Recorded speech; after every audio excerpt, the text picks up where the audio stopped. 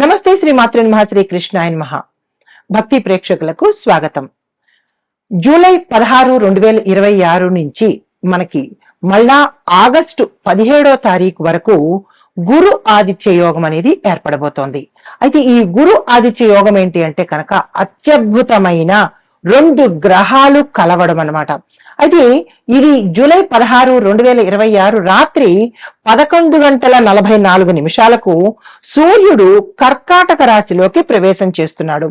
మళ్ళా ముగింపు మనకి ఎప్పుడు అంటే 17 ఆగస్టున సూర్యుడు కర్కాటకంలో అంతవరకు ఉంటాడు. కాబట్టి ఈ సమయాన్ని గురు ఆదిత్య యోగం కింద మనము చెప్పుకుంటాం. జ్యోతిష శాస్త్రంలో ఇది ఒక అద్భుతమైన యోగం లాంటిది.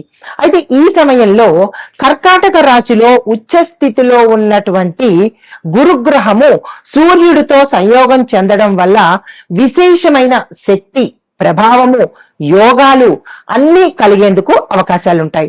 అయితే మరి ఈ గురు ఆదిత్య యోగము చాలా అరుదైనటువంటిది, అద్భుతమైనటువంటిది, మహిమాన్వితమైనటువంటిది.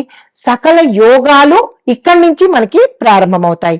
అయితే మరి ఈ గురు ఆదిత్య యోగం మనకి ఎలా ఉంటుంది అంటే దీని దేశ కాలమాన పరిస్థితులను బట్టి ఒక మనుషులకైనా కాదు, దేశంలో దేశానికి ఆర్థికంగాను, న్యాయపరంగాను, రాజకీయ, వ్యవసాయ, వ్యాపార, ఐటీ, విద్యా రంగాల మీద కూడా ఈ యొక్క ప్రభావము పడేందుకు అవకాశాలు ఉన్నాయి.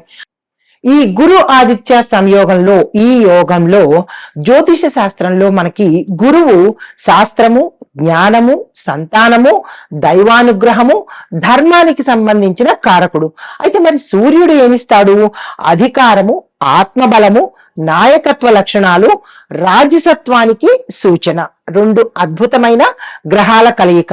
అయితే ఈ ఇద్దరు ఒకే రాశిలో కలిసినప్పుడు ఆ వ్యక్తికి విపరీతమైనటువంటి రాజయోగము, గౌరవము, పదవులు, ఆర్థికాభివృద్ధి, ఆ వ్యక్తిలో ఆత్మవిశ్వాసము, మంచి నిర్ణయ శక్తులు ఇలాంటివన్నీ కలిగేందుకు అవకాశం ఉంటుందని మనకి జ్యోతిష శాస్త్రంలో చెప్పబడింది. అయితే ఈసారి గురువు కర్కాటకంలో ఉచ్చ స్థితిలో ఉన్నాడు. అది కూడా బలమైన స్థితిలో ఉండడం మూలంగా ఈ యోగం యొక్క ప్రభావము మరింత బలంగా ఉండేందుకు అవకాశాలు ఉన్నాయి. అయితే జ్యోతిష సంప్రదాయ ప్రకారము ఈ వ్యక్తిగతంగా ఎవరైతే జాతకుడు ఉంటాడో ఆ జాతకుడికి ఆ యొక్క దశ, భుక్తి, లగ్నము, ఇతర అంశాల మీద కూడా వీటి యొక్క ప్రభావం అనేది కనబడుతూ ఉంటుంది. అయితే మరి దేశ పరిస్థితులు ఎలా ఉండబోతున్నాయి అంటే విద్య, పరిశోధన, సాంకేతిక రంగాల్లో పురోగతి కనిపించే అవకాశం కనబడుతోంది. ప్రభుత్వ నిర్ణయాలు ప్రజాహితానికి సరిపడేట్టుగా ప్రజల హితం కోరినటువంటి అంశాల మీద దృష్టి పెట్టడం జరుగుతుంది. ఇంకా రియల్ ఎస్టేట్, నిర్మాణ రంగము, విద్య, ఆరోగ్యము ఈ అంశాలకు సంబంధించిన వాటికి కొంత ఇబ్బందికరమైన సూచనలు గోచరిస్తున్నాయి. మరి వ్యవసాయదారులకు చూసుకున్నట్టయితే కనుక వర్షాల మీద ఆధారపడేటటువంటి కొన్ని ప్రాంతాల్లో చక్కని పంటలు పండుతాయి.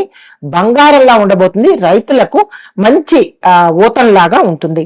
అయితే మరి ధార్మిక కార్యక్రమాలు, దేవాలయాల్లో పూజలు, గురు పూజలు, ప్రజలలో భక్తి అనేది కొంచెం ఎక్కువయ్యే సూచనలు కనబడుతున్నాయి. అయితే ఈ యొక్క ప్రభావాలు ఒక కర్కాటక రాశి వారికేనా లేదా అంటే 12 రాశుల వారికి ఎలా ఉండబోతోంది అనే అంశంలో తదుపరి రాశి తులారాశి. ఈ గురు ఆదిత్య యోగంలో తులారాశి వారి యొక్క గ్రహస్థితికి 10వ స్థానంలో ప్రభావం ఎక్కువగా చూపిస్తోంది. ఈ స్థానము ఉద్యోగము, వృత్తి, వ్యాపారము, పదవి, కీర్తి, సమాజంలో గుర్తింపు వీటికి సంబంధించిన స్థానం ఇది.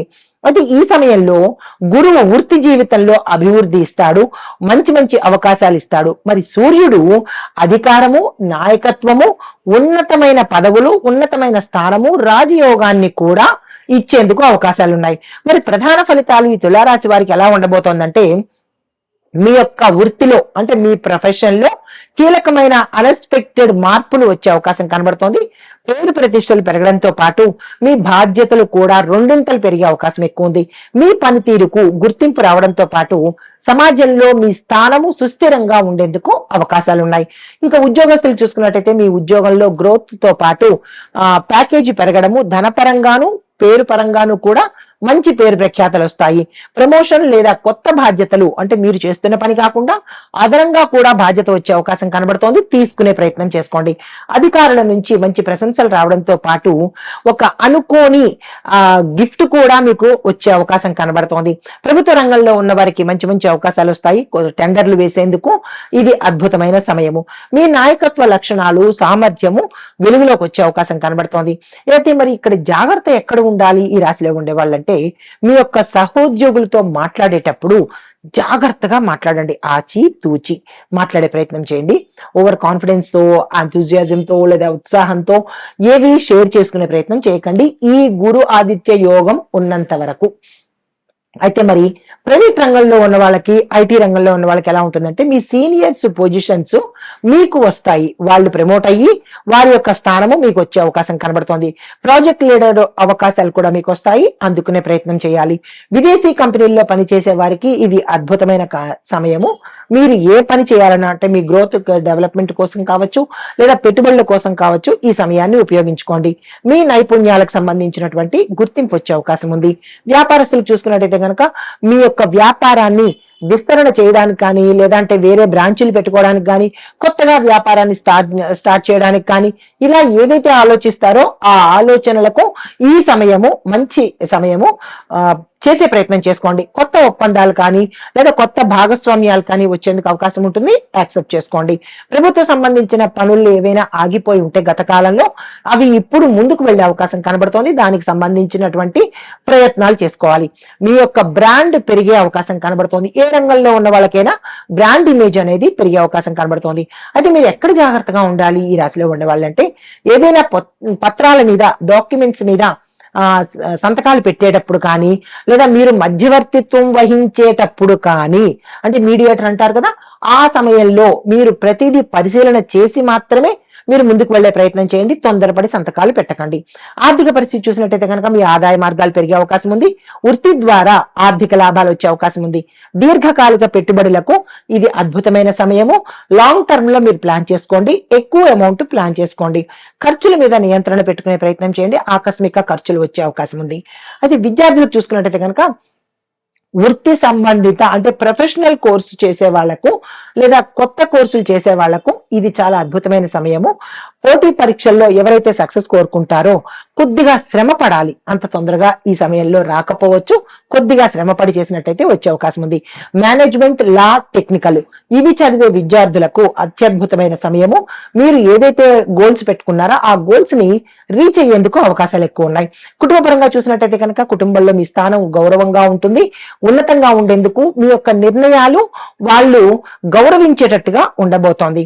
ఉద్యోగం ఒత్తిడి వల్ల కొంత సమయాన్ని మీరు ఎక్కువగా శ్రమ పడవలసిన అవసరం వస్తోంది. జాగ్రత్త తీసుకోండి ఆరోగ్యం పట్ల. వివాహము సంబంధాలు చూసినట్టయితే కనుక వివాహ ప్రయత్నాలకు ఇది చాలా అనుకూలమైన సమయము. అస్సలు నెగ్లెక్ట్ చేసే ప్రయత్నం చేయకండి. ఇది గోల్డెన్ పీరియడ్ అని చెప్పొచ్చు ఈ రాశిలో ఉండే వారికి. జీవిత భాగస్వామి యొక్క సహాయ సహకారాలు కూడా మీకు అందుబాటులోకి వస్తాయి. వృత్తి కారణంగా మీరు కొంత కుటుంబానికి దూరంగా వెళ్ళవలసిన పరిస్థితి ఏర్పడుతుంది. ఇంకా ఆస్తి, వాహనాలు ఇవి చూసినట్టయితే ఆస్తి కొనుగోలుకు సంబంధించిన ఆలోచనలు చేయడము స్ట్రాంగ్ అయ్యే అవకాశం ఉంది. అంటే ఎలాగైనా కొనాలి అన్న పట్టుదల మీలో పెరిగేందుకు అవకాశం ఉంది. ఉద్యోగ అభివృద్ధి వల్ల అంటే మీకు జాబ్ లో వచ్చినటువంటి ప్యాకేజీ పెరగడం కానీ లేదా ఏరియర్స్ రావడం కానీ ఈ యొక్క అనుకూలత వల్ల మీరు తప్పనిసరిగా వాహనాలు కొనుక్కునేందుకు అవకాశాలు కనబడుతోంది. యోగం కూడా ఉంది. ఆ దిశగా ప్రయత్నం చేసుకోండి. పత్రాల విషయంలో మాత్రం చాలా జాగ్రత్తలు తీసుకోవాలి. తొందరపడి సంతకాలు పెట్టకండి. రైతులకు కొత్త పద్ధతులు పాటిస్తేనే మీకు లాభాలు వస్తాయి.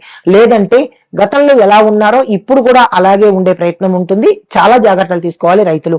మార్కెట్ పరిజ్ఞానాన్ని మీరు కొంత పెంచుకోవాలి. వ్యవసాయ అనుకూలతకు సంబంధించినటువంటి వ్యాపారాలు ఎవరైతే చేస్తున్నారో వాళ్ళకి ఎక్కువగా లాభాలు వచ్చే అవకాశం కనబడుతోంది. రాజకీయ రంగంలో చూసినట్టయితే కనుక మీ యొక్క పేరు ప్రతిష్టలు పెరిగేందుకు అవకాశం ఉంది. దాంతో పాటు ఉన్నత వ్యక్తులు, పెద్దల యొక్క పరిచయాలు ఏర్పడే అవకాశం కనబడుతోంది. పదవి లేదా బాధ్యతలు పెరిగేందుకు అవకాశంతో పాటుగా కొంతమందికి పదవి కోల్పోయే అవకాశం కూడా కనబడుతోంది ఈ రాశిలో ఉండే వారికి. నాయకులు కొద్దిగా జాగ్రత్తలు వహించుకోండి. కళారంగంలో ఉన్న వాళ్ళకి, యూట్యూబర్లకి, మీడియా రంగంలో ఉన్న వాళ్ళకి మీ యొక్క పనితీరుకు మంచి అవకాశాలు వస్తాయి. దీంతో పాటు మీ ప్రొఫెషనల్ ఇమేజ్ కూడా పెరిగేందుకు అవకాశం కనబడుతోంది. పెద్ద పెద్ద అవకాశాలు వస్తాయి. మీకు హెల్ప్ చేసే వాళ్ళు కూడా చాలా ఎక్కువ మంది వస్తారు. అయితే మీ కంటెంట్ మాత్రము నమ్మదగినటువంటిదిగా ఉన్నట్టయితే మంచి అవకాశాలు వస్తాయి. ఆ విషయంలో కొద్దిగా జాగ్రత్తలు తీసుకోండి. అయితే మీరు తీసుకోవాల్సిన జాగ్రత్తలు ఏంటంటే, పదవి వచ్చినప్పుడు వినయం పాటించే ప్రయత్నం చేయండి. పని ఒత్తిడిని తగ్గించుకునే ప్రయత్నం చేసుకోండి. ఇతరుల అభిప్రాయాలను గౌరవించండి. పాటించాలి అనే నియమం లేదు, గౌరవించాలనే నియమం ఉంది. కాబట్టి ఈ అంశాలు కొద్దిగా దృష్టిలో పెట్టుకోండి. అయితే పరిహారాలు, ఆదివారం ఉదయము సూర్యుడికి అర్ఘ్యం ఇవ్వడంతో పాటు, సూర్యుడిని అర్ఘ్యం ఇవ్వలేము అని అనుకున్న వాళ్ళు అట్లీస్ట్ ఆ సూర్యనారాయణ మూర్తిని చూసే ప్రయత్నం చేసుకోండి. తర్వాత గురువారం రోజు పసుపు రంగు పువ్వులతో గురు పూజ చేయండి. గురు సంబంధిత ఆలయ దర్శనం చేసుకోండి. గురువులను, పెద్దలను గౌరవించడంతో పాటు మీ యథాశక్తి అన్నదానం చేసుకున్నట్టయితే గురువారం రోజు గుర్తుపెట్టుకోండి, అన్నదానం చేసినట్టయితే కనుక చాలా మంచి ఫలితాలు పొందుతారు. అయితే మీకు చెప్పదగినటువంటి మంత్రాలు: ఓం గ్రామ్ గ్రీం గ్రౌం సహా గురవే నమః, ఇది 108 సార్లు ప్రతి గురువారం రోజు. ఓం ఘృణి సూర్యాయ నమః, ఈ మంత్రము ప్రతి ఆదివారం రోజు నియమనిష్టలతో, మంత్రాన్ని చదివేటప్పుడు నియమనిష్టలతో చదవాలి. ఈ విషయం గుర్తుపెట్టుకోండి. 108 సార్లు చదువుకునే ప్రయత్నం చేయండి. మీకు కలిసి వచ్చే రంగు తెలుపు, పసుపు, బంగారం రంగు. కలిసి వచ్చే వారాలు శుక్రవారము, గురువారము, ఆదివారము.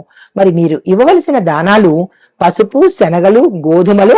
విద్యార్థులకు ఫీజు రూపంలో కానీ, లేదా వస్త్రాల రూపంలో కానీ, పుస్తకాల రూపంలో కానీ మీ యథాశక్తి దానంగా ఇచ్చుకునే ప్రయత్నం చేసినట్టయితే ఈ గురు ఆదిత్య యోగము అత్యద్భుతంగా ఉండబోతోంది. ఇవి గోచారరీత్యా ఫలితాలు, పరిహారాలు, సూచనలు. నమస్తే.